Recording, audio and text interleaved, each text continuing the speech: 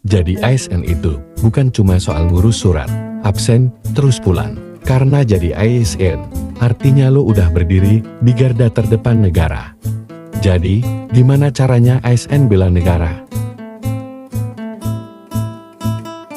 Cinta tanah air itu bukan cuma hafal lagu Indonesia Raya, tapi lo buktiin lewat kerja lo tiap hari. Nggak males, nggak asal. Karena lo sadar, yang lo bantu itu rakyat Indonesia. Setia itu nggak kelihatan di spanduk, tapi kelihatan waktu lo milih jujur walau susah. Pancasila itu bukan sekadar hafalan doang. Lo tunjukin pas lo nolak gratifikasi kecil-kecilan.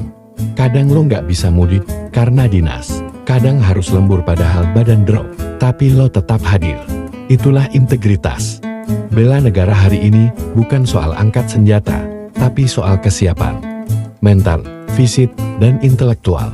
Kita harus siap sebagai pelayan publik yang adaptif dan tangguh. ASN tangguh sama dengan negara kuat. Mulai dari lo, mulai hari ini.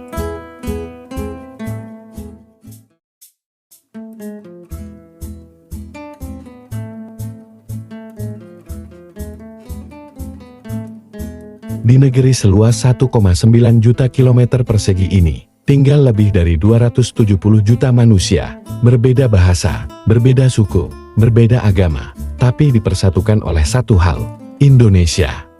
Banyak yang bertanya, apa artinya bela negara di zaman damai seperti hari ini?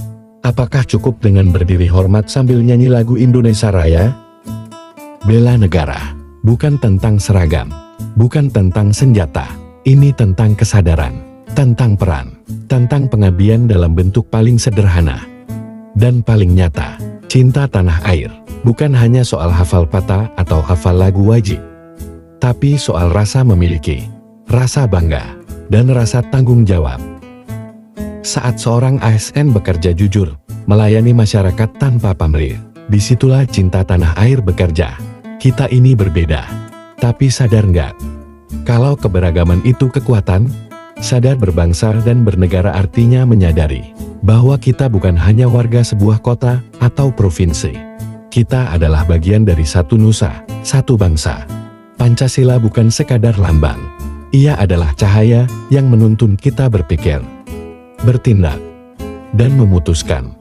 Setia pada Pancasila artinya berlaku adil, menjunjung kemanusiaan, mengutamakan persatuan, nilai-nilai yang harus kita jaga. Dalam setiap keputusan kecil yang kita ambil, rela berkorban tak selalu berarti kehilangan nyawa. Kadang itu berarti pulang lebih malam dari biasanya. Kadang itu berarti menunda kenyamanan pribadi demi pelayanan publik.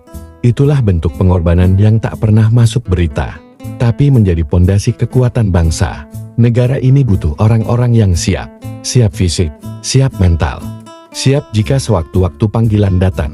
Bukan untuk berperang, tapi untuk membantu, untuk menolong, untuk bertahan. Hari ini, bela negara bukan tentang perang, tapi tentang tanggung jawab, tentang kesadaran bahwa kita semua adalah bagian dari pertahanan itu sendiri. Dan kamu, apapun profesimu, punya peran di dalamnya. Bela negara bukan sekadar tugas, tapi panggilan. Bukan pilihan, tapi kewajiban. Karena Indonesia butuh lebih dari sekadar bangga. Indonesia butuh kita semua yang benar-benar siap menjaga,